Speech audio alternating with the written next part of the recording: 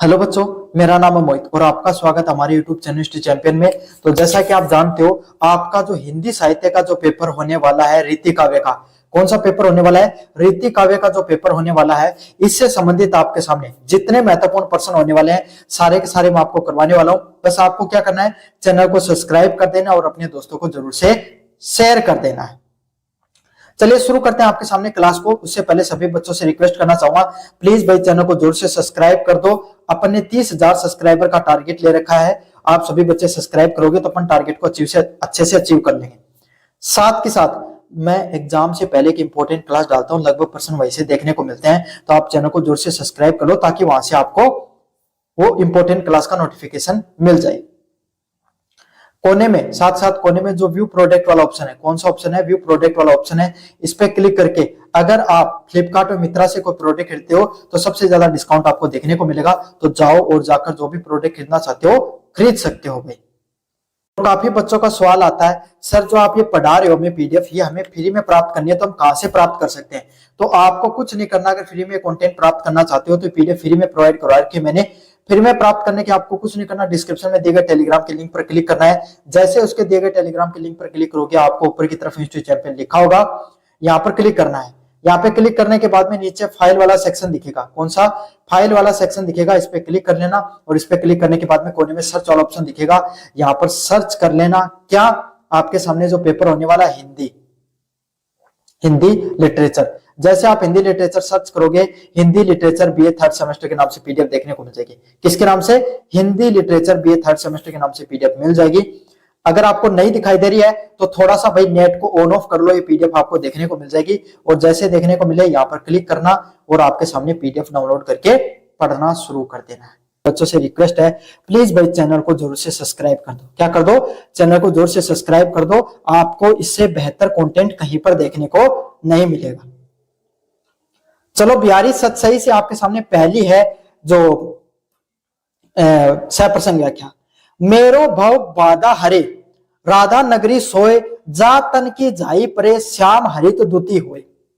ये पूरी आपके सामने कैसे लाइन आएगी? पहले मेरो भव बाधा हरे, राधा नगरी सोए, जा तन पे जाई पड़े, परे श्याम हरित दूती होए। इस प्रकार से आपके सामने क्या पूरा का पूरा एक जो पद्य देखने को मिलेगा। और इसके सामने आपका क्या बनाना पड़ेगा? इसमें आपको लिखने का तरीका आना चाहिए, व्याख्या को लिखने का तरीका आना चाहिए। अब कैसे लिखा जाता है?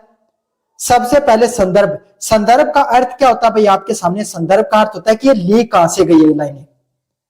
समझ में आ गया? कौन से आपका सामने जो वो चैप्टर है जिससे लाइन ली गई है, कौन सा कवि ने लिखी है। फिर प्रसंग। प्रसंग क्या कहता है कि ये जो लाइनें लिखी गई हैं इनके अंदर आपके सामने क्या क्या बताया गया। समझ में आ गया? फिर भावार्थ लिखा जाता है। भावार्थ का अर्थ क्या होता है कि भाई आपके सामने जो लाइनें हैं इनका अर्थ क्या है उसके बारे में बताना है। और अंत में काव्य सौंदर्य, कौन कौन सा आपके सामने काव्य है उसका प्रयोग किया गया है। अरे बच्चों, जब ऐसे करते हो ना आप, तब आपको पूरा नंबर मिलता है। आप क्या करते हो? सह प्रसंग लिखोगे, आपको कवि का नाम नहीं पता, बस ऐसे लगा दी, भावार्थ आपके मन में आ गया वैसे कर दिया, ऐसे नंबर नहीं मिलते। सारी गलती यूनिवर्सिटी वालों की भी नहीं है। अपन कहीं ना कहीं जो कंटेंट लिखते हैं वो भी अच्छा नहीं लिखते, इसी वजह से अपने कम नंबर आते हैं। तो अच्छे से लिखना सीखो भाई, कि कोई भी पर्सन को आप जब ऐसे लिख के आओगे ना, मैं लिख के देता हूं, अगर आपके बैक लग जाए तो मेरे पास आ जाना। ऐसे लिख के आओगे सह प्रसंग व्याख्या, एकदम सही और सटीक। नहीं लगने दूंगा एक भी विद्यार्थी के बैक। बस आप तो यूनिवर्सिटी चैंपियन यूट्यूब चैनल से जुड़े रहो और अपने दोस्तों को भी इस चैनल के बारे में बताओ। तो सबसे पहले संदर्भ क्या बताया कि यह कौन से कवि के द्वारा आपके सामने ये प्रकार के जो साहित्य है, ये जो लाइनें वो ली गई है। किससे ली गई है? प्रस्तुत दोहा रीति काल के रीति सिद्ध काव्य धारा के शिरोमणि कवि बिहारी लाल द्वारा रचित है। तो क्या पता चला भाई आपके सामने?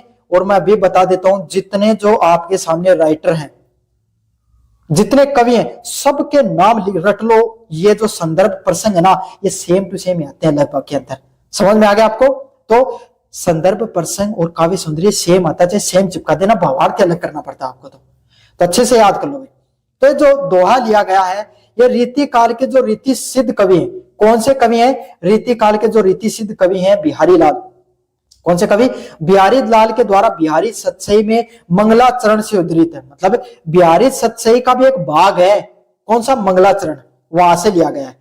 कहां से लिया गया है? बिहारी सतसई में जो मंगलाचरण है वहां से आपके सामने ये प्रसंग पूरा का पूरा लिया गया है। अच्छा है भाई, कैसा है, मोस्ट इंपोर्टेंट पर्सन है। कैसा पर्सन है, मोस्ट इंपोर्टेंट पर्सन है। प्रस्तुत दोहा रीति काल में रीति सिद्ध, जो आपके सामने काव्य धारा के जो शिरोमणि कवि हैं बिहारी लाल के द्वारा बिहारी सच्चाई से लिया गया, और उसमें भी मंगलाचरण में ये बातें पूरी पूरी लिखी गई हैं।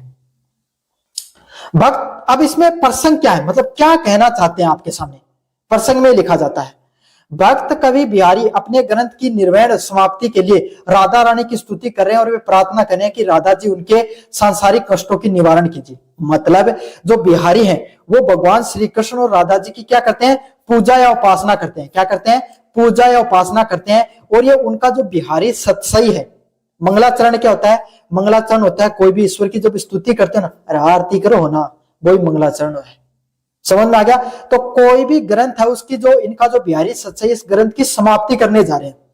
और इसमें राधा रानी है, जो राधा जी हैं उनकी जो स्तुति करते हुए कहते हैं कि हे माता राधा, मेरे जीवन में जितने कष्ट हैं उनको क्या कर दो, निवारण कर दो। समझ में आ गया। ये तो थी संदर्भ और ये था प्यास प्रसंग। अब इनकी व्याख्या देखिए, व्याख्या में क्या कहते हैं, मेरे भव बाधा हरो, मेरी मतलब है राधा रानी। देखो आगे आपको कैसे पता चला राधा रानी की बात करें, देखो ये रही राधा, समझ में आ गया। तो हे राधा रानी, मेरे मतलब बिहारी कह रहे हैं कि मेरे खुद की भव बाधा, मतलब मेरे भव बाधा, भव होता है संसार, बाधा मतलब जो संसार के अंदर जो अलग अलग प्रकार के कष्ट आते हैं। भाई आप जीवन जीता है कोई मनुष्य, कोई ना कोई कष्ट तो हर मनुष्य के जीवन में आता है। तो जो मेरे जीवन में आने वाले अनेक प्रकार के जो बाधाएं हैं, कष्ट हैं, उनको हरो मतलब हर लो, ले जाओ, गेल छुटा जो मेरी। समझ में आ गई। आप उनके जो मेरे भव बाधा हरो, मतलब मेरे जीवन में जितने जो संसारिक कष्ट हैं उन सभी कष्टों को आप हर लो, अपने पास रख लो। राधा नागरी सोई, क्या कहते हैं, हे राधा रानी, हे राधा रानी, आपका जो शरीर है कैसा, पीले जो रंग जैसा जो शरीर है, जातन की जाई पड़े, जातन मतलब आपके तन की जाई मतलब परछाई, जाई का अर्थ क्या होता है, परछाई, और पड़े मतलब पड़ जाए, जातन की जाई पड़े मतलब आपके तन की जब परछाई पड़ती है तो श्याम हरित दुती हुए। श्याम का अर्थ क्या होता है, यहां पर श्याम को दो रूपों में प्रयोग किया गया है। श्याम मतलब किसको बोला जाता है, श्याम भगवान श्री कृष्ण को। श्याम मतलब थोड़ा जो सांवला रंग होता है ना, उसके लिए भी प्रयोग किया गया है। तो देखो दोनों तरीके से प्रयोग किया गया है। कैसे प्रयोग किया गया है कि जैसे राधा रानी, आपका जो पीला रंग है ना, तो ये राधा रानी तो खूबसूरत थी, उनका आपके सामने एकदम जो खूबसूरत बदन था, तो उनके जो शरीर की परछाई जब भगवान श्री कृष्ण पे पड़ती है तो उनका क्या है, जो शरीर है वो हरा हो जाता है, हरित हो जाता है, मतलब खूबसूरत, वो खुशी से खिल उठते हैं। एक तो अर्थ ये है इसका। दूसरा अर्थ क्या है, श्याम को अगर अपन सांवले रंग से लें तो इसका अर्थ क्या निकलेगा कि हे राधा रानी, जब आपका श्याम मतलब आपका जो सांवला, जो राधा रानी, आपका जो खूबसूरत शरीर है, इसकी परछाई जब पीला रंग भाई होता है, आपका जो कोई भी खूबसूरत व्यक्ति होता है उसका पीला रंग होता है, वो जब श्याम मतलब भगवान श्री कृष्ण का रंग कैसा था, सांवला, थोड़ा ब्राउन टाइप का, तो जब उस पर पड़ता है तो कैसे रंग हो जाता है, हरित। जब थोड़ा सांवला रंग और आपके सामने पीला रंग मिलते हैं तो हरा रंग बनता है। समझ में आ गया। और हरे रंग का प्रतीक क्या होता है, खुशी का या खुशहाली का प्रतीक होता है। तो यहाँ पे बहुत ही खूबसूरती के साथ बिहारी ने क्या है, एक श्याम शब्द है उसको दो अर्थों में प्रयोग किया है, एक तो भगवान श्री कृष्ण के रूप में, दूसरा आपके सामने सांवले रंग के रूप में। समझ में आ गया। तो जब राधा जो श्री कृष्ण के रूप में, तो ये है कि राधा रानी का जो परछाई आपके सामने किनके ऊपर पड़ती है, भगवान श्री कृष्ण पे पड़ती है, तो वो खुश हो जाते हैं अंदर से। और अगर पीले रंग जब आपके सामने सांवले रंग में मिलता है तो वो हरा रंग बनाता है, जिससे भी सारा माहौल है वो कैसा हो जाता है, हरे रंग से खूबसूरत हो जाता है। समझ में आ गया। तो यहां से राधा रानी की खूबसूरती की क्या किया, तारीफ की कि भाई आप तो ना, आप सोचो कि भगवान श्री कृष्ण जब आपको देखते हैं तो वो खुश हो जाते हैं, उनका रंग सांवले से हरित हो जाता है, तो मेरे जितने दुख है ना वो सारा का सारा आप हर लो। समझ में आ गया। अच्छे से समझ लेना भाई एक एक लाइन को।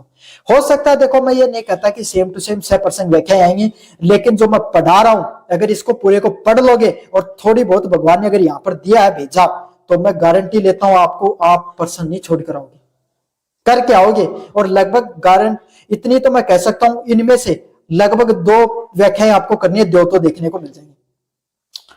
काव्य सौंदर्य क्या होता है भाई? जो आपके सामने जो साहित्य लिखा गया उसकी क्या क्या विशेषताएं हैं? भाषा कैसी है? सार गर्भित ब्रज भाषा। किस प्रकार की भाषा का प्रयोग किया गया है? ब्रज भाषा का प्रयोग किया गया है। कौन सी भाषा का प्रयोग किया गया भाई? ब्रज भाषा का आपके सामने प्रयोग किया गया है। तो अच्छे से समझ लेना, क्योंकि बिहारी जो भगवान श्री राधा और कृष्ण पे जो लिखते हैं वो ब्रज भाषा का ही प्रयोग करते हैं। छंद कौन सा है? दोहा छंद का प्रयोग किया गया है, इंपॉर्टेंट है। अलंकार, श्याम को हरित दूती श्लेष अलंकार, मतलब हरित रंग है उसको श्याम रंग को हरे में, और भगवान श्री कृष्ण, इसलिए श्लेष अलंकार का यहाँ पर प्रयोग होता है। अरे रट लेना बेटा ये पॉइंट, यही पॉइंट लिख कर आने आपको।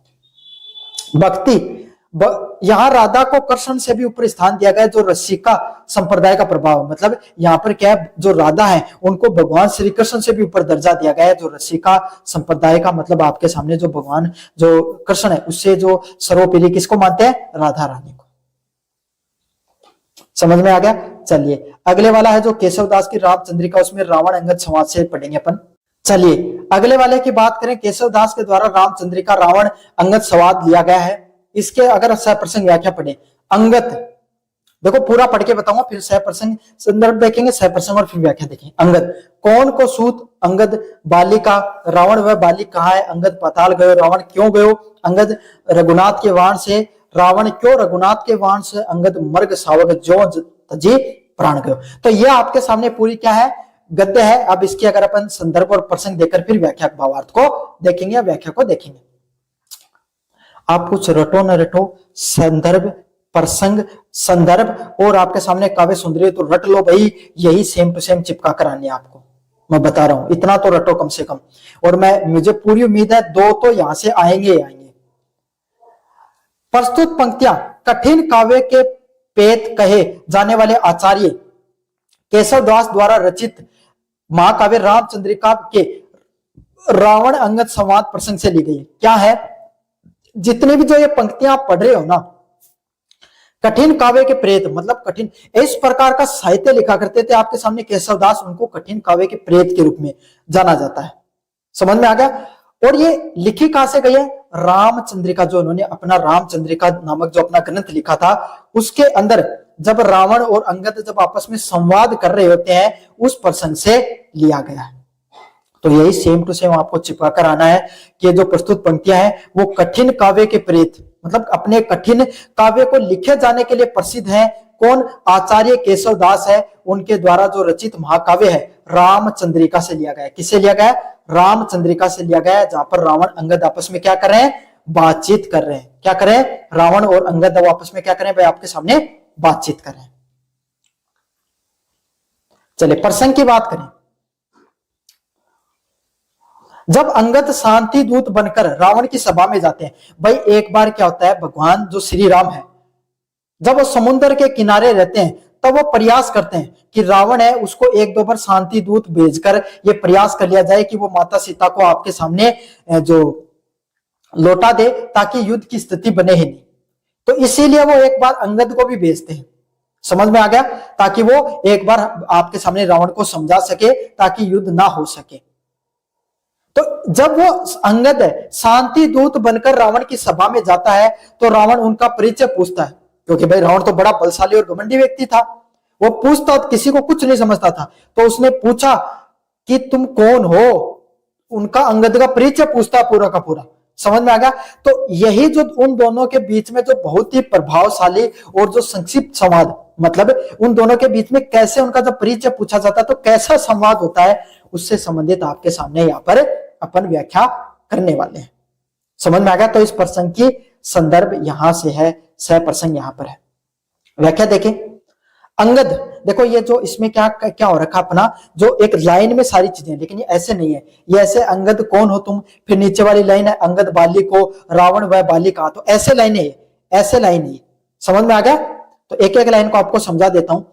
अंगद कौन को सूत, तो अंगद को आपके सामने रावण कहता है, क्या कहता है, कौन को सूत, सूत मतलब तुम किसके पुत्र हो, क्या कहते हैं कि सूत मतलब तुम किसके पुत्र हो। अंगद कहता है बाली का, क्या कहता है कि मैं बाली का पुत्र हूं। रावण कहता है वो बाली कहां है, रावण क्या कहता है वो बाली कहां है जिसने क्या किया था आपके सामने। आपको पता है एक बार के एक युद्ध होता है जिसके अंदर बाली के अंदर एक अद्भुत शक्ति थी। वो क्या करता था, अपने जो सामने वाला जब उसके व्यक्ति कोई उससे नजरें मिला लेता था, या कोई भी व्यक्ति जब उसके सामने आता था, कोई भी योद्धा, तो उसकी आधी शक्तियां उसके पास आ जाती थी। पहले के समय भाई अद्भुत शक्तियां हुआ करती थी, अलौकिक शक्तियां हुआ करती थी, तो ऐसी ही अलौकिक शक्ति बाली के पास भी थी। तो कोई भी योद्धा जब आपके सामने बाली के सामने आता तो उसकी आधी शक्तियां उसके पास आ जाती। तो ऐसे ही क्या हुआ, एक बार रावण है ना बाली से युद्ध करने के लिए चला जाता, मल युद्ध मतलब कुश्ती। अब आपके सामने भाई बाली है, जैसे रावण सामने आता आदि शक्तियां आ गई आपके सामने, किसके पास, बाली के पास। तो बाली क्या करता है, रावण को यहां पर अपनी जो दोनों भुजाओं के बीच में आपके सामने ले लेता है ना, और आपको दाब कर रखता है कई सालों तक। कहते हैं आपके सामने 100 साल तक, उस समय तो बहुत भाई समय काल बहुत लंबा हुआ करता था, लोगों का जीवन बहुत बड़ा हुआ करता था, तो कहते कई सालों तक उसने उनको ऐसे दाब कर रखा था रावण को। यहां पर समझ में आ गया। तो यही बात आपके सामने कहता है रावण, टोंट मारता व्यंग्य मारता हुआ कह रहा है कि वह बाली वही क्या जिसने मुझे कई दिनों तक दबा कर रखा था। समझ में आ गया। अंगद कहता है कि हाँ वो दबा कर वो कहां गया, अब वो कहां पर है, आप क्यों आए हो, आपके पिताजी कहां पर है। तो अंगद कहते हैं पाताल गयो, क्या कहते हैं, पाताल गयो मतलब मृत्यु को सिधार गए हैं, सर्वक को सिधार गए हैं, आपके सामने पाताल को लौट गए हैं। रावण कहते हैं क्यों गयो, क्या हुआ भाई उनको कि वो आपके सामने पाताल को लौट गए। अंगद कहते हैं रघुनाथ के वान से, किससे, अंगद कहते हैं रघुनाथ मतलब भगवान श्री राम के, वान मतलब बाण से, मतलब भगवान श्री राम क्या कहते हैं भाई आपके सामने जो बाली है उसको पेड़ के पीछे से, क्योंकि सामने आते तो क्या सकते हैं उनके पास आ जाती, तो पेड़ के पीछे से उनके छुप कर क्या करते हैं वार करते हैं बाली पर, और उनको सर्वक सिधार जाते हैं। तो यही बात अंगद कहता है कि जो भगवान श्री राम है उसके बाण से आपके सामने क्या है, उसके बाण से चले जाते हैं। समझ में आ गया, भगवान श्री राम के बाण से उनका क्या हो जाता है भाई, वो पाताल लोक को लौट जाते हैं। रावण कहते हैं क्यों रघुनाथ के बाण से, भाई आपके सामने कैसे इतना शक्तिशाली बाहुबली आपके सामने बाली है, वो आपके सामने एक भगवान श्री राम के बाण से कैसे मृत्यु को प्राप्त हो सकता है, जिसने त्रिलोक विजेता रावण को आपके सामने काफी वर्षों तक अपने जो आपके सामने काख में दबाकर रखा था वो व्यक्ति। तब कहता है जैसे मर्ग सावक जो तजी प्राण गयो, मतलब जैसे सिंह के सामने हिरण है वो क्या अपने प्राण त्याग देता है, ऐसे भगवान श्री राम के एक बाण से जो अंगद है वो जो आपके सामने जो बाली है उन्होंने अपने प्राण त्याग दिए थे। तो इसमें क्या है भगवान श्री राम के कितने शक्तिशाली हैं इसके बारे में बताया गया है। समझ में आ गया आपको अच्छे से। तो मुझे उम्मीद आपको सारी सारा अच्छे से सारा का सारा कॉन्सेप्ट है वो समझ में आ गया होगा। एक एक लाइन को मैंने अच्छे से समझा है। काव्य सौंदर्य, संवाद शैली, केशव की संवाद कला बेजोड़ है, मतलब केशव दास के द्वारा जो आपस में बातचीत करने की जो कला है वो बहुत ही शानदार है। संक्षिप्त और नाटकीय इनकी विशेषता है, मतलब केशव दास के द्वारा जितना भी साहित्य लिखा जाता था ना, छोटे में आपके सामने एक नाटक के रूप में लिखते थे। अब आपको एक एक लाइन ऐसे लग रही थी जैसे कोई नाटक चल रहा हो, तो ऐसे ही संक्षिप्त में पूरी नाटकीय कला में अपना पूरा का पूरा साहित्य उसकी रचना कर देते हैं। भाषा की बात करते हैं, संस्कृत निष्ठ कलिष्ठ ब्रज भाषा। कैसी ब्रज भाषा उनकी, संस्कृत भाषा है जिसके अंदर आपके सामने क्या है, कुछ ब्रज भाषा भी देखने को मिलती है, कुछ संस्कृत भाषा भी देखने को मिलती है। दोनों की दोनों भाषाओं का अद्भुत प्रयोग किया गया है। अलंकार, मर्ग सावक जो में, मतलब आपके सामने जैसे मर्ग होता है वो सावक के सामने क्या हो जाता है, अपने उनको देखकर आपके सामने जो उनका शिकार कर लेता है, तो ऐसे उपमा अलंकार, बाली को मर्ग और आपके सामने भगवान श्री राम को सावक के रूप में दिखाया गया, तो किसका उपयोग किया गया, उपमा अलंकार का प्रयोग किया गया है। वीर रस, अंगद की बातों में निर्भीकता और वीर रस झलकता है। क्या अंगद ने जो बातें की वो त्रिलोक विजेता कौन है आपके सामने, रावण के सामने ऐसी बातें की हैं, तो उनकी निर्भीकता और वीर रस के लिए उनको पहचाना जाता है।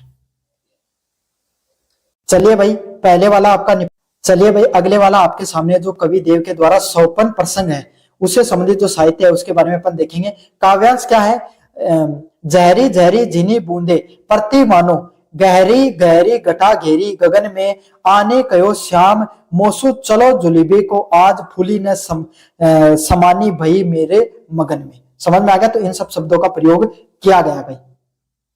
सह प्रसंग व्याख्याओं की बात करें, पहला है प्रस्तुत पंक्तियां रीति काल के प्रसिद्ध आचार्य कवि देव द्वारा रचित की गई है। तो ये जो आपके सामने जो पूरी आपकी जो पंक्तियां पढ़ रहे हो ये किनके द्वारा लिखी गई है भाई? आपके सामने प्रसिद्ध जो आचार्य है, प्रसिद्ध जो आपके सामने जो लेखक है कवि देव, कौन है? कवि देव के द्वारा लिखी गई। किसके द्वारा लिखी गई है? कवि देव के द्वारा लिखी गई है। यह उनके प्रसिद्ध 54 वर्णन के पदों से उद्धृत है। कहां से ली गई है? उनके द्वारा एक प्रसिद्ध काव्य है 54 वर्णन, मतलब जो 54 है, सपना आता आपके सामने एक सखी को, तो उससे संबंधित क्या क्या वो सोचते हो 56 में, उसके बारे में वर्णन किया गया, वहां से ली गई है। समझ में आ गया? तो सबसे पहले आपको ये जानना जरूरी है, कवि देव के द्वारा उनके प्रसिद्ध जो 54 वर्णन है उसके पदों से आपके सामने ये साहित्य वो लिया गया है। सह प्रसंग की बात करें, इस पद में गोपिया नायिका ने अपने 54 का वर्णन अपनी सखी से कर लिया है। मतलब एक गोपी या नायिका है वो अपनी दोस्त से क्या कर रही है? बता रही है कि उसके 54 में श्री कृष्ण के मिलन और वर्षा ऋतु के सुहावने दर्शन को दिखाया गया है। क्या दिखाया गया है?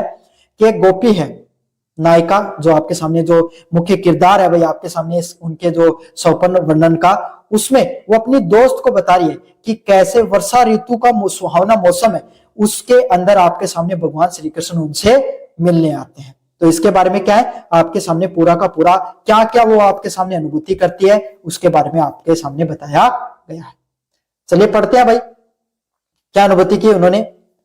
जहरी जहरी झीनी बूंदे, मतलब जहरी जहरी मतलब आपके सामने झर रही है, झीनी बूंदे। देखो जो बरसात का सावन का मौसम होता है ना, तब झड़ी लगती है, आपने सुना ना, छोटी छोटी, मतलब एकदम छोटी छोटी बूंदे आपके सामने, लगातार बारिश हो रही रहती है। एक तो होती मूसलाधार बारिश, जब लगातार मोटी मोटी बूंदों की बारिश होती है, एक होती है छोटी छोटी बरसात जो लगातार चलती रहती है आपके सामने। तो इस प्रकार का मौसम हो रखा है, जहरी जहरी जहरी झीनी बूंदे, छोटी छोटी जो आपके सामने बूंदे वो लगातार क्या कर रही है आपके सामने, जो पृथ्वी लोक पर आपके सामने या पृथ्वी पर गिर रही है। सावन को मौसम है। प्रतिमानो हरित पड़ रहे, प्रतिमानो मतलब गिर रही है। गहरी गहरी घटा घेरी है, गहरी गहरी मतलब बहुत गहरी गहरी मतलब बहुत घनी, घनी घनी घटा। घटा मतलब क्या होता है? बादलों के लिए प्रयोग किया जाता है। जो काले बादल हो जाते हैं ना सावन के मौसम में, अच्छा काला काले बादल का मौसम हो रखा है, थोड़े थोड़े छोटी छोटी बूंदे हो रही है, बूंदों की बारिश हो रही है, उस जैसा मौसम है। गगन मतलब आसमान में। तो यही कह रहे हैं कि आपके सामने क्या कहना चाह रहे हैं कि जहरी जहरी मतलब एकदम छोटी छोटी झीनी झीनी जो बूंदे हैं वो गिर रही हैं, और आपके सामने गहरी घटा, एकदम काला काले बादल है वो पूरे आसमान के अंदर छाए हुए हैं। आनी कयो श्याम मासो, और मेरे सौपन में आने कयो, आने मतलब आकर कहो, मतलब कहते हैं। श्याम मैसो, श्याम मतलब भगवान श्री कृष्ण, मौसम मतलब मेरे से, तो भगवान श्री कृष्ण मेरे इस मौसम में आकर मेरे सौपन में कहते हैं, चलो जुलीबे को आज, क्या करो तुम आज जुलीबे मतलब झूला झूलने के लिए मेरे साथ क्या आज चलोगी। समझ में आ गया? फूली न समाई भई मेरे मगन में, ये बात सुनकर मेरा जो मन है वो फूला नहीं समा रहा है, मतलब जो गोपी है वो बहुत ज्यादा क्या हो गई है आपके सामने प्रसन्नचित हो गई है। समझ में आ गए? तो कैसा मौसम है? जहरी जहरी झीनी बूंदे, मतलब पतली पतली आपके सामने जो सावन की बूंदे होती है ना, उस प्रकार का मौसम है। पर गहरी गहरी एकदम काली घटाएं छाई हुई है, जो छोटी छोटी आपके सामने बूंदे गिर रही हैं, गोपी सो रही है, तो उसके सौपन आता है उसको कि भगवान श्री कृष्ण उनके सौपन में आकर कहते हैं कि भाई तुम मेरे साथ झूलोगी क्या, झूला झूलने चलोगी क्या इस मौसम में, अद्भुत मौसम में। तो उनका ये बात सुनकर मन क्या है, फूला नहीं समाता है, मतलब वो बहुत ज्यादा खुश हो गई है। काव्य सौंदर्य की बात करें, भाषा, कोमल कांत पदावली में संयुक्त मधुर ब्रज भाषा। कैसी भाषा का प्रयोग किया गया है? एकदम कोमल पदावली का प्रयोग किया गया है, जिसमें कौन सी भाषा भाई? ब्रज भाषा। कौन सी भाषा का प्रयोग किया गया? ब्रज भाषा का विशेषकर प्रयोग किया गया है। कोमल कांत एकदम कोमलता से भरी हुई पदावली में कौन सी भाषा भाई? ब्रज भाषा का प्रयोग किया गया है। कौन सी भाषा का प्रयोग किया गया है? ब्रज भाषा का प्रयोग किया गया है। अलंकार की बात करें, जहरी जहरी और गहरी गहरी में पुनरुक्ति प्रकाश, मतलब कोई भी चीज का पुनरुक्ति प्रकाश क्या होता है, एक ही आपके सामने जो शब्द है उसका बार बार प्रयोग किया गया है, इसका प्रयोग हो रहा है पूरे पद में अनुप्रास अलंकार की छटा है। तो ये जो पुनरुक्ति प्रकाश किसका उदाहरण होता है भाई, अनुप्रास अलंकार का प्रयोग होता है। तो अनुप्रास अलंकार देखने को मिल रहा है और मानव शब्द से उत्प्रेक्षा अलंकार भी दिखाई पड़ रहा है। क्या हो रहा है, मानव शब्द से उत्प्रेक्षा अलंकार भी है और पुनरुक्ति प्रकाश अलंकार भी देखने को मिलता है। रस कैसा, संयोग रस, जब दो लोगों के मिलन होता है तो कौन सा रस होता है भाई, संयोग रस देखने को मिलता है। बिंब विधान, वर्षा और घटाओं का चित्रात्मक वर्णन बहुत सुंदर है, मतलब जो अलग अलग प्रकार की जो बरसात का मौसम हो रखा है उस वजह से क्या है, जो अलग अलग प्रकार की जो घटाएं हैं उसका बहुत ही ज्यादा सुंदर चित्रण किया गया है। समझ में आ गया आपको अच्छे से, चलिए भाई मुझे उम्मीद है आपको हर चीज अच्छे से समझ में आ रही होगी। अच्छे से पढ़ लेना भाई, यही प्रश्न आपके एग्जाम में रिपीट होने वाले हैं। चलिए अगले वाली लाइनें आपके सामने, खेलत फाग खिलार खरे अनुराग भई बड़ भाग कहनाई अते में आई अचानक घेरी के गौरी गवारी सबे हंसी दे चुटकाई। तो आपको पता भाई आपके सामने जो होली का मौसम, आप फाग का मौसम आएगा और आप भी आपके सामने होली फाग खेलोगे, आप भी है ना, गुलंडे का मौसम आएगा, सभी एक दूसरे को रंग लगाएंगे तो हंसी मजाक चलती रहती है। तो इसी प्रकार की जो हंसी मजाक का जो मौसम है उसमें जो किस प्रकार से श्री कृष्ण, भगवान श्री कृष्ण को जो गोपियां हैं वो उनसे हंसी मजाक करती हैं, उससे संबंधित ये लाइनें हैं। भावार्थ बाद में देखेंगे, पहले संदर्भ और प्रसंग देख लेते हैं। संदर्भ, प्रस्तुत सवैया रीति काल के संगारिक कवि देव द्वारा रचित है। क्या है, जो जितने भी जो सवैया हैं, जो लाइन है, सवैया क्या होती हैं, ये भी आपके सामने छंद की तरह होती हैं। इन सवैयों का कहां से प्रयोग किया गया है, रीति काल के जो संगारिक कवि कौन है, देव द्वारा लिखा गया है। किनके द्वारा लिखा गया है, जो रीति काल के जो संगारिक कवि हैं देव, उनके द्वारा ये आपके सामने पूरी की पूरी पंक्तियां रचित की गई हैं। सप्रसंग, इस पद में वर्ज के होली फाग का अत्यंत संजीव वर्णन किया गया है। जो होली का मौसम होता है जिसमें आपके सामने दो लोग आपस में मिलकर क्या करते हैं भाई, रंग गुलाल का जो मौसम होता है, गुलाल खेलते हैं, तो उसका एकदम संजीव और एकदम सटीक वर्णन किया गया है। कवि ने कृष्ण और गोपियों के बीच में जो अनुराग व हास्य विनोद को चित्रित किया गया। क्या किया गया है, गोपियां आपस में कैसे हंसी मजाक करती रहती हैं भगवान श्री कृष्ण के साथ, उसके बारे में अच्छे से चित्रित किया गया है। तो भाई एक तो संगारी कवि कविदेव के बारे में ये चित्रित लाइनें हैं, है ना, और आपके सामने किसका मौसम है भाई, फाग का मौसम है, उसके अंदर कैसे हंसी मजाक चलता रहता है उसके बारे में यहाँ पर बताया गया है। चलिए व्याख्या देखें। खेलत फाग खिलार खरे अनुराग भरे बड़ भाग कनाई, मतलब खेलते फाग मतलब खिलार खरे अनुराग भये बड़ भाग कहनाई। बड़ भाग मतलब अनुराग भरे, जो अपने भगवान श्री कृष्ण है, अनुराग से मतलब आपके सामने बहुत ही हंसी खुशी के साथ क्या कर रहे हैं, खेलते फाग खिलार खरे, जो फाग खेलते हुए क्या कर रहे हैं, आपके सामने बहुत खिलाड़ियों के बीच में खड़े हैं। खिलाड़ मतलब जो अन्य जो लोग हैं जो आपके सामने जो फाग को या गुलंडी का मौसम में जो खेल रहे हैं, उनके बीच में आपके सामने जो भगवान श्री कृष्ण है वो क्या कर रहे हैं, खड़े हुए हैं और आपके सामने जो फाग है उसको खेल रहे हैं, एक दूसरे को रंग लगाने का काम कर रहे हैं। समझ में आ गया। एते में आई अचानक घेरी के गवारी सबे हंसी दे चुटकाई। एते मतलब इतने में, अचानक घेरी, अचानक घेरी मतलब घेर लेती हैं, गवारी सभी, गवारी मतलब जो गोपियां हैं वो सब की सब क्या कर लेती है भाई, आपके सामने अचानक से आकर भगवान श्री कृष्ण को घेर लेती है, मतलब उनके चारों तरफ खड़ी हो जाती हैं।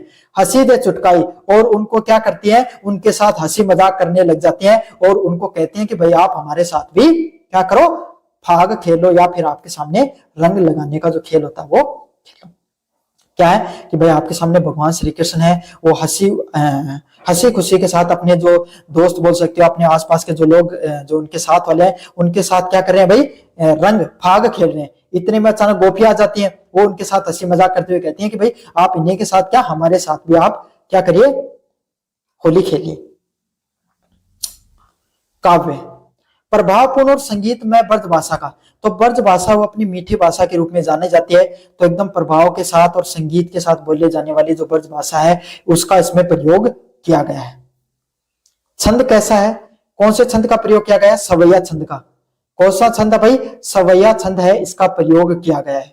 कौन से छंद का? जो सवैया छंद है इसका प्रयोग किया गया है। इंपॉर्टेंट है भाई, आप क्या करो, सारे के सारे जितने कवि ना उनकी जो जो विशेषताएं उनको लिख लो और यही सब चिपका के आ जाना, आपको एकदम सटीक नंबर मिलेंगे। अलंकार, अनुराग भय बड़भाग में अनुप्रास अलंकार है। कौन सा अलंकार है? अनुराग भय बड़भाग में कौन सा अलंकार का प्रयोग किया गया है? अनुप्रास अलंकार का। कौन से अलंकार का? अनुप्रास अलंकार का प्रयोग किया गया। मोस्ट इंपॉर्टेंट है भाई। रस कैसा है? संयोग श्रृंगार रस। जब दो आपके सामने लोग आपस में मिलते हैं तो कौन सा रस होता है? संयोग श्रृंगार रस होता है। कौन सा रस होता है? संयोग श्रृंगार रस है, वो देखने को मिलता है।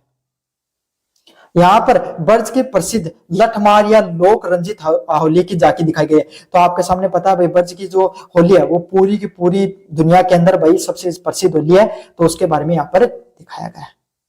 समझ में आ गया? चलिए, भूषण के द्वारा जो शिवाजी का जो शौर्य वर्णन है उसके बारे में, जो शौर्य वर्णन किया जाता है उसके बारे में अगर अपन विस्तार से पढ़ें तो लाइनें हैं, साजी चतुरंग सेन अंग में उमंगधारी, सर्जा शिवाजी जंग जीतन चलत है, भूषण बनत नाद विहद नगारन के, नदी नद मद गवरेरन के रलत है। मतलब साजी चतुरंग में जो सेन अंग के बारे में बताया गया, मतलब जो कवि भूषण है वो कैसे, और शिवाजी है उनके साहस के बारे में बताते हैं। इसके बारे में अपन पढ़ेंगे, व्याख्या बाद में करेंगे। पहले संदर्भ और आपके सामने सप्रसंग देख लेते हैं। संदर्भ, प्रस्तुत ओजस्वपूर्ण पंक्तियां वीर रस के अद्वितीय कवि भूषण द्वारा रचित शिवराज भूषण या शिवा भवानी से उद्धृत है। मतलब ये जो लाइनें है ना वो वीर रस के जो प्रमुख कवि है कौन? कवि भूषण। कौन से कवि हैं? कवि भूषण के द्वारा आपके सामने जो शिवराज भूषण, कौन सी लाइनें? जो शिवराज भूषण या शिवा भवानी में ली गई है। कहां से ली गई है? आपके सामने ओजस्वपूर्ण जो लाइनें हैं ये कवि भूषण के द्वारा, उनकी एक साहित्यिक रचना है शिवराज भूषण, उससे ली गई है। किससे ली गई है? शिवराज भूषण नामक उनका जो साहित्य है वहां से ली गई है। किसके द्वारा? कवि भूषण के द्वारा। कौन से कवि है भाई? कवि भूषण के द्वारा आपके सामने ये लाइनें हैं वो ली गई हैं शिवराज भूषण के द्वारा के अंदर। इसमें कवि ने क्या किया है? छत्रपति शिवाजी महाराज की चतुर्गिणी जो सेना है उसके प्रस्थान के अतिशयोक्तिपूर्ण और वीर रस का अरोध प्रोध वर्णन किया है। इन्होंने क्या किया है भाई? छत्रपति शिवाजी महाराज जब अपने युद्ध करने के लिए जो अपनी चतुरंगनी सेना है, चतुरंगनी सेना क्या रहती है? जिसमें हाथी होते हैं, घोड़े होते हैं, रथ और पैदल सैनिक, मतलब 4 प्रकार की सेना होती है। आगे हाथी चलते हैं, फिर उसके पीछे घोड़े, फिर आपके सामने रथ और फिर पैदल सैनिक है वो चलते हैं, मतलब पैदल सैनिक आगे चलते हैं। इस प्रकार से जो युद्ध का पूरा वर्णन होता है उसकी जो चतुरंगनी सेना है उसके बारे में उन्होंने बताया है कि वो एक तो अतिशयोक्ति अलंकार का प्रयोग किया है कि बढ़ा चढ़ाकर बात बताई है, और वीर रस का बहुत ज्यादा प्रयोग किया गया है। आपको पढ़कर भी आपके अंदर क्या है? जो साहस की भावना है वो निकलकर आ जाएगी, आप भी साहस के अंदर अरोध परोध हो जाओगे इन लाइनों को पढ़कर। समझ में आ गया? चलिए, साजी चतुरंग सेन अंग में उमंग धारी, सर्जा शिवाजी जंग जीतन चलत है। मतलब साजी चतुरंग, चतुरंगनी सेना है वो सजी हुई है। सेन संग उमंग में, सेन मतलब सेना, अंग में उमंग धारी, अपने अंदर जो चतुरंगी सेना है वो अपने अंदर किसको धारण करके? उमंग को, साहस और जोश को धारण करके क्या कर रही है आपके सामने? सर्जा शिवाजी जीतन चलत, उनके जो शिवाजी महाराज शिवाजी हैं वो जंग को जीतने चले हुए हैं। मतलब जो शिवाजी महाराज है वो जंग को जीतने के लिए उनकी जो चतुरंगिनी सेना है जिसमें हाथी घोड़े पैदल और आपके सामने जो रथ की सेना है वो एकदम तैयार खड़ी है युद्ध के मैदान में, अपने अंदर उमंग और साहस की भावना भरकर। भूषण बनत नाद विरद नगारन को भूषण कहते हैं। भूषण बनत नाद विरद, जो भूषण बनत, भूषण कहते हैं कि नाद मतलब जो हाथी होते हैं उनके विरद नागरन की, समझ में आ गया? उनके जो विरह, विरद क्या होता है आपके सामने? जो हाथी होता है उसके जो चेहरा होता है, जब वो युद्ध के लिए तैयार होता है तो जोश में भरा होता है भाई, है ना? उसके नगाड़े वगैरह बजाकर उसको और उत्साहित कर दिया जाता है, तो उसके जो पसीना है वो छूट रहा है नगाड़ों को सुनकर। नदी नद गेबरन के रलत है, उनके जो आपके सामने इतने ज्यादा हाथी हैं उनकी सेना में कि उनका जो विरद, जो पसीना छूट रहा है उससे नदियां भर रही हैं। तो कभी ऐसा तो हो नहीं सकता कि कभी हाथियों की कितना ही पसीना निकलो लेकिन नदियां तो नहीं बह सकती। लेकिन अतिशयोक्ति अलंकार का प्रयोग किया है, वो बताना चाह रहे हैं कि उनकी सेना इतनी बड़ी है, साहस से भरी हुई है, हाथी आपके सामने पसीने से अरोध परोध हैं, हर व्यक्ति एकदम जोश से भरा हुआ है। चलिए, शिवाजी महाराज अपनी चतुरंगिनी सेना, हाथी, घोड़े, रथ और पैदल सैनिकों को सजाकर और हृदय में अपार साहस भरकर युद्ध को जीतने के लिए चले गए। चलो भावार्थी बताने लगे मैं तो आपको। काव्य सौंदर्य की बात करें आपके सामने, काव्य सौंदर्य क्या है? वीर रस का साक्षात अवतार। मतलब आपको पढ़कर आपको भी ऐसे थोड़ी वीर रस की अनुभूति होगी कि क्या वाक्य में जो आपके सामने वीर शिवाजी युद्ध लड़ने चले जाते थे तो क्या ही माहौल होता होगा, आपके मन में भी ऐसी भावना आई होगी। अगले वाला पॉइंट है ओज गुण की प्रधानता। किसकी? साहस गुण है। जो ओज गुण कौन सा होता है? जो साहस से भरा हुआ जो गुण होता है उसकी प्रधानता देखने को मिल रही है। किसकी? साहस या ओज का जो गुण है उसकी प्रधानता देखने को मिलती है। अलंकार, नदी, नद, मद, अतिशयोक्ति अलंकार। मतलब आपके सामने जो हाथियों के पसीने से आपके सामने पूरा का पूरी नदियां बह गई तो अतिशयोक्ति अलंकार है भाई, ऐसा थोड़ी हो सकता है। चीजों को बढ़ा चढ़ाकर बताया गया है। और भूषण बनत, दो शब्द भय शब्द का बार बार प्रयोग हो रहा है तो कौन सा अलंकार भाई? अनुप्रास अलंकार का भी प्रयोग हो रहा है। कौन सा अलंकार का? अनुप्रास अलंकार का भी प्रयोग देखने को मिल रहा है। भाषा, वीर रस के अनुकूल ओजस्वी ब्रज भाषा का प्रयोग किया गया है। कौन सी भाषा प्रयोग किया गया है? वीर रस की जो अनुकूल एकदम ओजस्वी जो ब्रज भाषा है उसका इसमें प्रयोग किया गया है। चलिए, धनानंद की प्रेम की जो स्वरूप है उसमें आपके सामने जो अगला है, अति सुदो स्नेह को मार्ग है, जहां नेकू सयानप बाक नहीं, तहां साचे चले तजी आपनुपे, जिचके कंपटी जे निसाक नहीं। समझ में आ गया? तो इन लाइनों को अपन विस्तार से पढ़ेंगे भाई।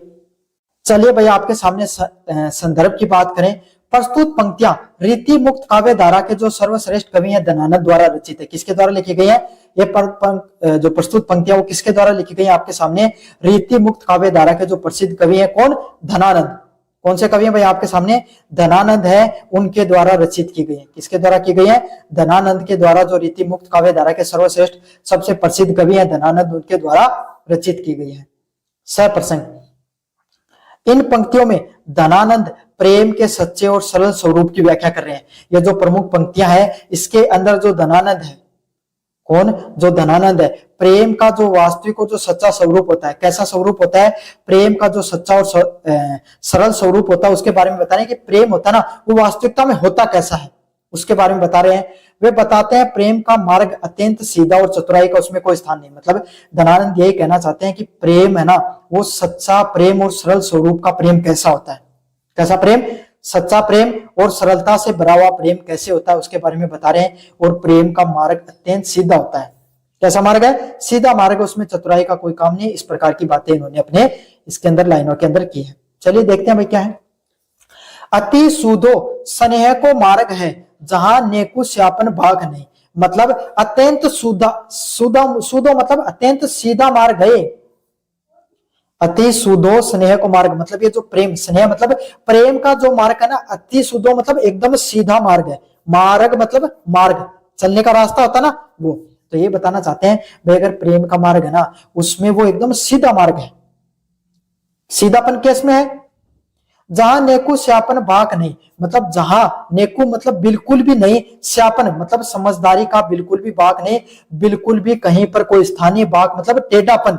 टेढ़ापन का अर्थ है कि कोई स्थान नहीं है भाई। तो सीधा बात ये करना चाहते हैं प्रेम वही व्यक्ति कर सकता है जो बिल्कुल भी समझदारी नहीं लगाता है। तहा साचे चले ताजी आपनुपने, ताजी साचे चले, इस रास्ते पर, साचे मतलब सच्चाई से, चले मतलब चल सकता है, ताजी आपानुपो मतलब जो इस चीज को अपना लेता है सच्चाई के साथ। कैसे?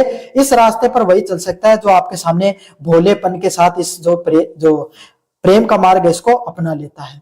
जिसके कनपटी जे निसाक नहीं, मतलब इस व्यक्ति जो इसके अंदर जो बिल्कुल भी झिझक गया, जिसके कंपटी में थोड़ा बहुत भी सिनाक मतलब सियानापन, चतुराई, घमंड है, वो इसके अंदर नहीं चल पाएगा, वो तुरंत झिझक जाएगा। तो यही बताया गया इनके द्वारा कि जो प्रेम का मार्ग है ना वो एकदम क्या है? सीधा मार्ग है। कैसा मार्ग है? सीधा मार्ग है। यहाँ पर भी बिल्कुल भी क्या है? सियानेपन की जगह नहीं। किसकी? जो सियानापन होता है, सियानपक होता है, उसकी बिल्कुल भी जगह नहीं है। और इसमें वही इंसान चल सकता है जो क्या एकदम सच्चाई के साथ जो इस पर चलना चाहिए। और जो झिझकेगा वही व्यक्ति जिसको थोड़ी बहुत चतुराई रखता है। समझ में आ गया? चलिए भाषा की बात करते हैं। लाक्षणिक और अत्यंत प्रभावी ब्रज भाषा, कैसी भाषा का प्रयोग किया गया है? लाक्षणिक और अत्यंत प्रभावी जो ब्रज भाषा है उसका प्रयोग किया गया है, मतलब प्रेम की भावना ब्रज भाषा में देखने को मिलती है। सवैया कैसी है? छंद सवैया। कैसी सवैया भाई? आपके सामने छंद सवैयों का इसमें प्रयोग किया गया है। विशेषता प्रेम और सात्विक व निश्चलता का उद्घाटन है। कैसा? प्रेम की भावना है, सात्विकता की भावना है। धनानंद का प्रेम पीर का प्रेम है, मतलब धनानंद का प्रेम किसको माना जाता है? पीर का प्रेम, मतलब एकदम काठा प्रेम है, सीधा सीधा, जिसके अंदर कोई छल की भावना नहीं है, वो तो ऐसे कहते हैं प्रेम एकदम साफ बहते हुए पानी की तरह है। अलंकार साचे चले स्नेह मार्ग में किसका प्रयोग आपके सामने? अनुप्रास अलंकार का प्रयोग है। चले प्रेम की जो आलम के द्वारा प्रेम की तमन्यता है उसमें जो आपके सामने चंद्र के चकोर देखे निस दिन को न लखे छिन छिन एकटक ताही की ओर जमके, तो जो चंद्र के जो चकोर देखे निस के दिन को न लेखे, जो इस प्रकार का जो आपके सामने जो पंक्तियां हैं इसके बारे में अपन विस्तार से देखेंगे भाई क्या कहना चाहते हैं इनके अंदर। संदर्भ की बात करें, प्रस्तुत पंक्तियां रीति मुक्त काव्य धारा के भावुक कवि आलम से लिखी गई है। मतलब जो प्रस्तुत पंक्तियां वो किसके द्वारा लिखी गई है? रीति मुक्त काव्य। कौन सा काव्य? रीति मुक्त काव्य धारा के जो भावुक कवि हैं आलम। कौन से कवि भाई? आलम के द्वारा आपके सामने एक कवि, ये जो लाइनें वो रचित हैं, इसमें प्रसिद्ध उनका ग्रंथ है आलम केली से उद्गृत है। कहां से ली गई है? आलम केली है, उसके अंदर आपके सामने जो रीति मुक्त काव्य धारा के जो कवि हैं आलम, उनके द्वारा ये पंक्तियां हैं ली गई हैं। क्या कहना चाहते हैं? इन पंक्तियों में कवि ने प्रेम के अनन्य निष्ठा और तन्मयता का वर्णन किया है। इन पंक्तियों में कवि ने क्या किया है? प्रेम भावना है, उसमें क्या होनी चाहिए? निष्ठा भाव होनी चाहिए। और नायक व नायिका की दृष्टि की तुलना किससे की गई है? चौकोर के पक्षी से की गई है। चौकोर एक प्रकार का पक्षी होता भाई, उसकी कोई नायक और नायिका से आपके सामने क्या की गई? तुलना की गई है। क्या कहा देखते हैं। चंद को चकोर देखे, चंद मतलब चांद को जैसे चौकोर देखे, देखे मतलब देखता है, चौकोर मतलब पक्षी, तो चौकोर नामक पक्षी जब चांद को देखता रहता है दिन को न देख लखे, तब आपके सामने वो इतना गहराई से उसको चांद को देखने में डूब जाता है कि वो तो ना तो दिन देख पाता, उसे महसूस होता है, ना उसको रात महसूस हो पाती है। समझ में आ गई? तो चौकोर जब आपके सामने कोई भी चीज को देखता है तो इतनी गहराई से देखता है, जब आपके सामने क्या, ना तो आपको दिन दिखता ना रात। जैसे इंस्टाग्राम की रील देखो ना था नया शुद्ध की दिन है कि रात है, पेपर है कि अया।